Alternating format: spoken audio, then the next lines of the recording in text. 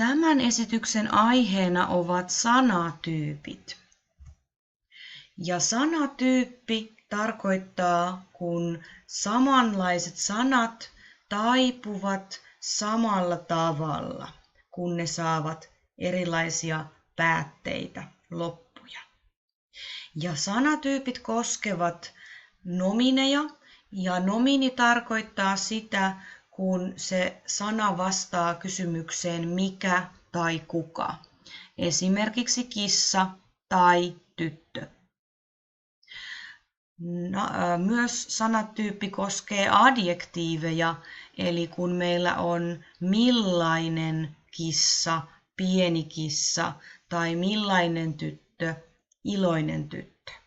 Molemmat sekä tyttö että iloinen ovat sanatyypissä taipuvia. Ja numerot ovat myös sanoja, joiden kanssa tarvitsee katsoa sanatyyppiä. Nyt meillä on esimerkiksi numerot 3 ja 5, jotka vastaa kysymykseen kuinka monta. Ja myös järjestysnumerot 1, 2, 3, kuinka mones on kysymys. Huomaa, sanatyypit eivät ole verbeissä. Eli nyt verbeillä on verbityypit ja persoonamuodot. Eli verbit taipuvat persoonissa minä, sinä, hän, me, te, he.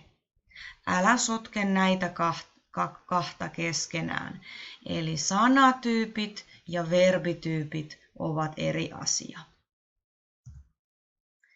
Ja sitten otetaan muutama termi, muutama sana, mitä tarvitset, kun kuuntelet tätä esitystä. Tiedätte, tässä on kirjain. Esimerkiksi O tai S tai J. Tässä on nyt 3 kirjaimet. Ja kirjaimien kanssa sinä muodostat sanan, vaikkapa ovi. Ja kun halutaan jakaa sanaa lyhyeksi, silloin puhumme tavusta. Esimerkiksi ovi-sana voidaan jakaa 2 tavuun, on ovi. Keskeinen sana, tärkeä sana nyt tässä esityksessä on pääte. Ja pääte tarkoittaa sitä sanan loppua, kun se on taivutettu. Esimerkiksi SSA tai tämä EN. Molemmat ovat päätteitä. Toinen olennainen termi on sananvartalo.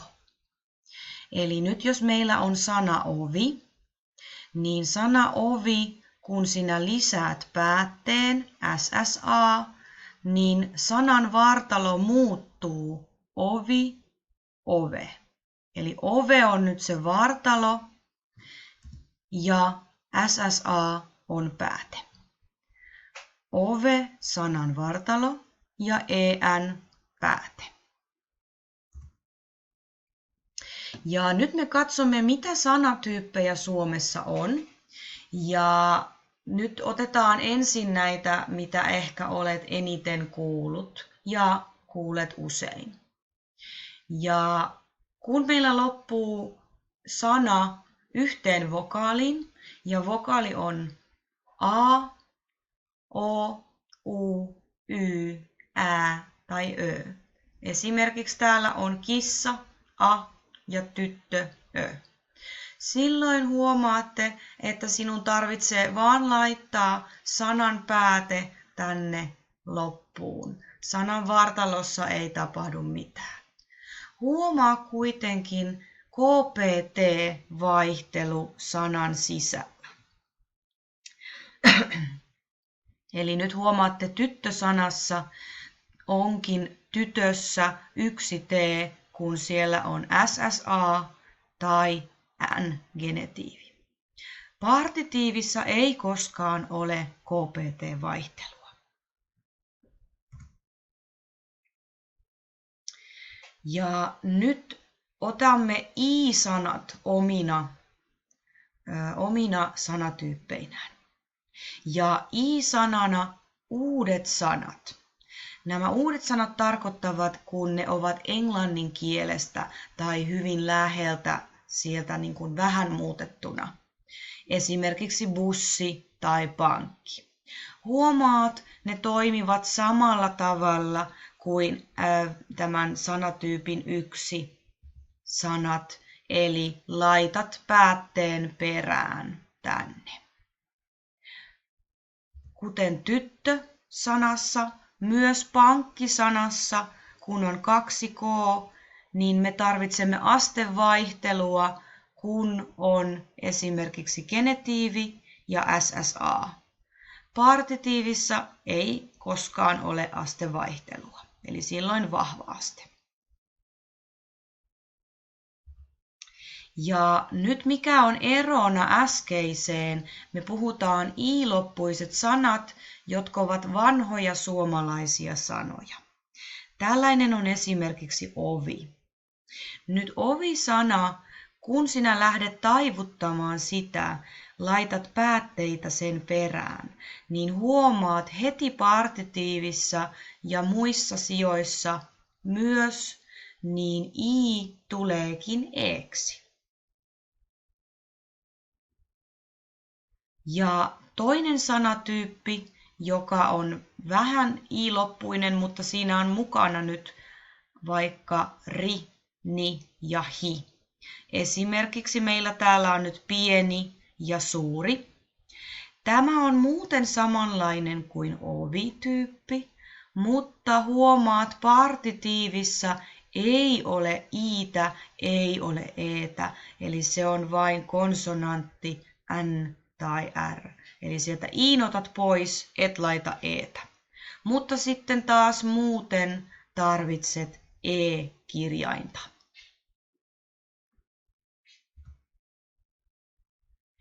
Seuraava sanatyyppi on yleensä helppo muistaa, koska se on niin oman näköinen.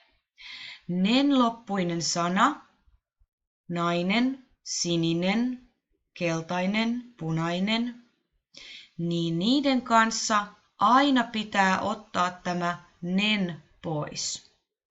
Ja huomaatte, partitiivissä otat nen-muodon pois, on siis sininen, jää sini, ja partitiivissä laitetaan vain yksi s, sinis, nais ja sitten partitiivin pääte. Nyt muut muodot, esimerkiksi n-muoto tai SSA-muoto, siellä käytetäänkin SE. Eli yleensä on sitten tämä SE-muoto, partitiivi, vähän poikkeus.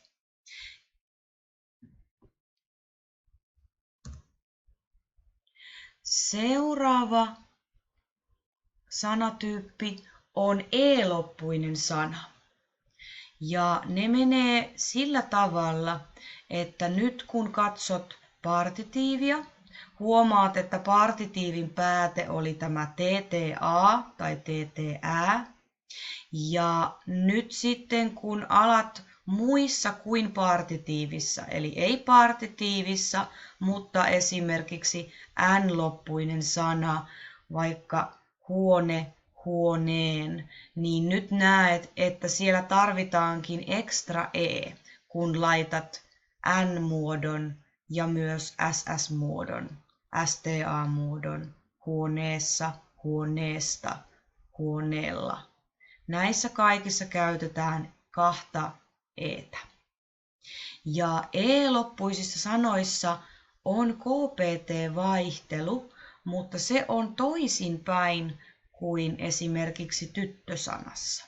Eli nyt huomaat, että täällä perusmuoto vaate, niin nyt käytetäänkin vahvaa astetta, eli heikosta tuleekin vahva, kun on vaatesana e-loppuinen sana.